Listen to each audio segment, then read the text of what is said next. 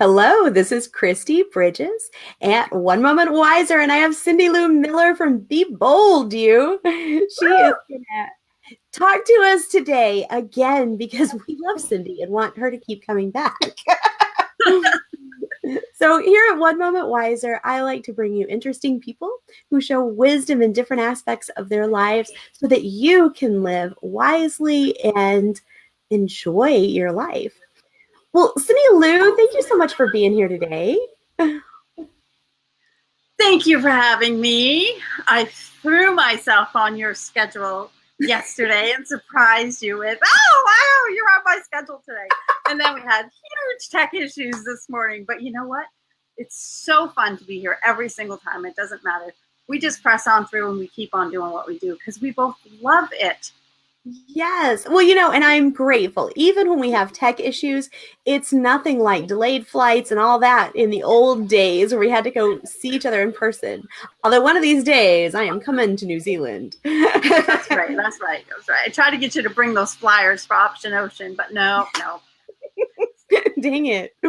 So we have been working on a book called Option Ocean. Cyndilu and I and several other remarkable people have been putting together a 31-day devotional book for the 18 to 25-year-old, but honestly, probably anybody at any age who is trying to navigate the sea of possibilities and going, where do I go? Where do I start? And needs a little help connecting to the gifts that God has given them, the ways of working that that actually motivate them, and the leading of the Holy Spirit. So, Cyndilu, you have been such a pleasure to work with on this book, and I can't wait to share what you've written with the world. What inspired your chapter? Now, do you want to? I'm going to let you kind of take a little bit of lead here, but you could either start by what made you realize what you were going to write about, or you can start with your story that got you to this point. Where were you at 18 to 25 years old? Well, yeah. So what got me writing this story is you asking that question. Talk to your 18-year-old. And I went, oh my goodness, my 18-year-old was holding her baby. And, I thought back to where was I at 17, 18, 19 years old. And I was in a place in my life where I wasn't making the best decisions. And sometimes we make those decisions based on trying to find love or trying to discover that we're worthy. And we want so badly to have our lives turned into something wonderful at 17, 18. We're supposed to be all full of hope and wonder and amazement. And I was full of basically fear and confusion and a whole bunch of other stuff. But it made me realize that when I started looking at my 19-year-old self, actually, was 18, 19 you asked us, right? Yeah. 18 through 20, Yeah, I think it was like 18, 19. And at 19, I had my second baby. Oh my goodness. So at 18, I was holding one in my arms and carrying another and realizing that my life was not exactly going where I thought it was going to be. Yeah. It wasn't my plan. My plan was to graduate from high school, become a math teacher, and teach people multiplication instead of being someone who was multiplying upon the earth. So that was where the story basically came from, and something my dad had said, and learning how to really look at my life and say, what are the choices that I'm making? And do I have the power to make different ones? That's important. Do I have the power to even make good ones? Those are some really grown up situations for someone who's not even made their second decade. We think about speaking to our graduates next year, right? So in May, millions of teenagers are going to graduate high school. And we think of the sunny things that we should, tell them about life. Don't drink and drive, and don't kiss on the first date or whatever. We think of sunny things like that. Here's how to pick your career. We don't realize that some of those kids are going to already be in situations like this one. And so it was important to look back at our own lives. And boy, I tell you what, I was 15 going on 25. And, some of the things that I had gone through were also just very grown up, but without some of the depth of understanding that we have today. I was really surprised by the way those letters that we wrote to our 18-year-old selves didn't say, don't do this and do this better. They said, it's going to be tough and you're going to make it, and hold on to God. I loved that because we realized that we weren't stupid. We just didn't know everything, and we got ourselves into a lot deeper areas than how we could swim. It's like we jumped in the deep end when we were still wearing floaties to some extent. So you shared your story, and then you talked about midnight meditation. Tell us about midnight meditation. I had a friend when I was probably was pregnant for baby number one, Mm-hmm. who taught me her method of going to bed and going to sleep. And before she would go to sleep, she would lay on her bed and very quietly pray to God and ask him to take her in the night season to wherever he wanted her to be. So I was able to start applying that in my life from that day forward, which brought me to the place that even though I had these children out of wedlock and in a place, in a situation that most people would find not appropriate or, not ideal, I had that to lean on. I had that time to just sit at the end of the day once the kids were in bed and asleep, and I would lay on my bed and I would just say, Lord, just take me where you will have me go. I found peace in the night season through that. Despite the way the world kind of judges Christians and Christians try to pretend to be, it's not that we learn how to pray and instantly we are perfect, right?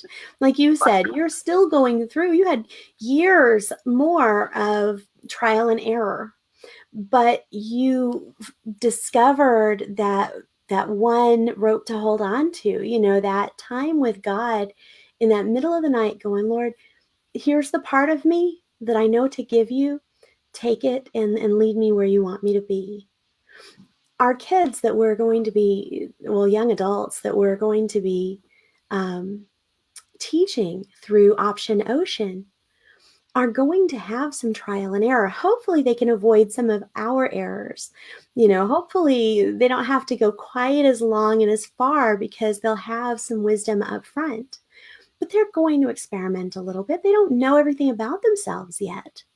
And they don't, sometimes we learn better when we mess it up.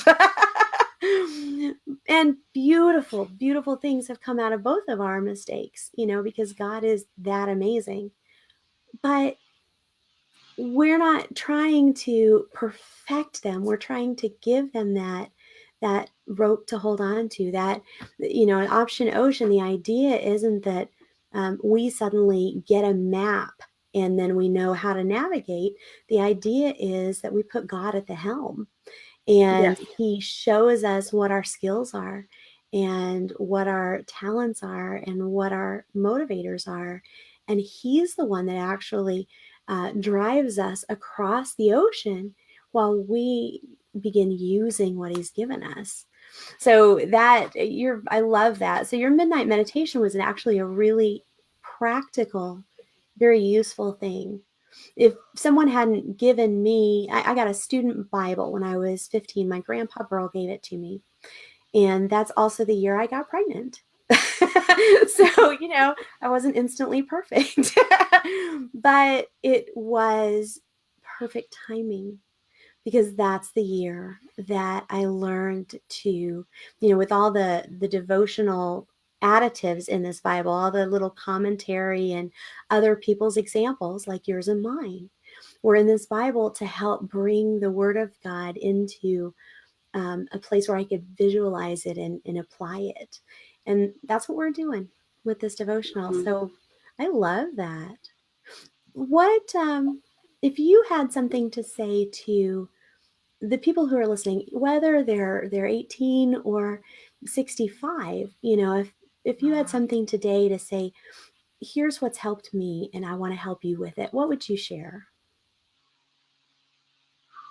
Holding on to the promises of God, knowing that even though we can't see the outcome, that truly all things, and in that all things includes all, which really means all, like everything works together for good.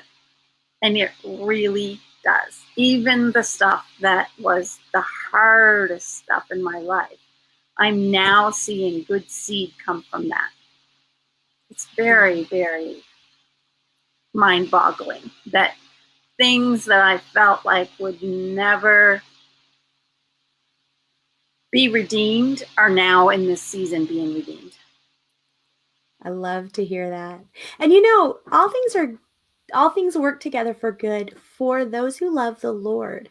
Yes, we can see near us people for whom things haven't worked out for good. We have to purposely put our trust and our love, our devotion into God. He has ways of doing things we would never have anticipated, better than we ever could have asked for.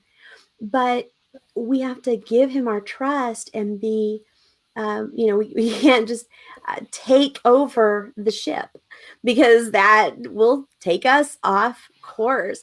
I love that. So you're right. You actually, I have to mention something that you wrote in your letter to your 18-year-old self.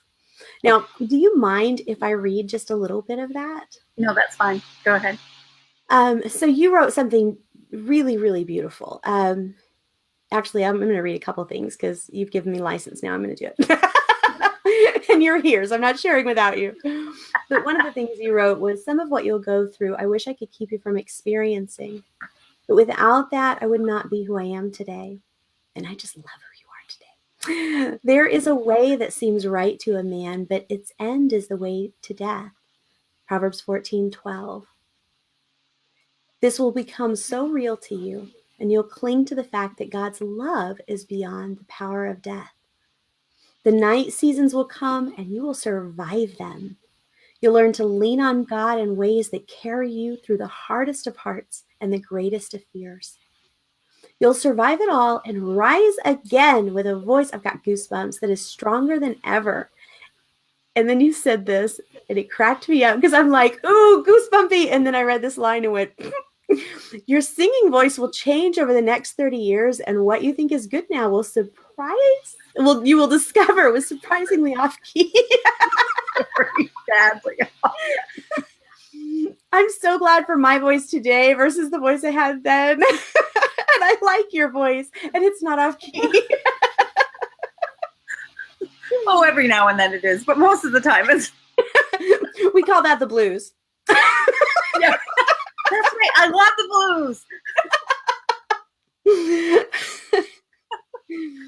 Cyndilu, you have been such a pleasure. We are just about out of time, but do you want to sing us out? Good night, sweetheart. Well, it's time to go. Good night, sweetheart. Well, it's time to go. My dad used to sing me that song. You are a pleasure.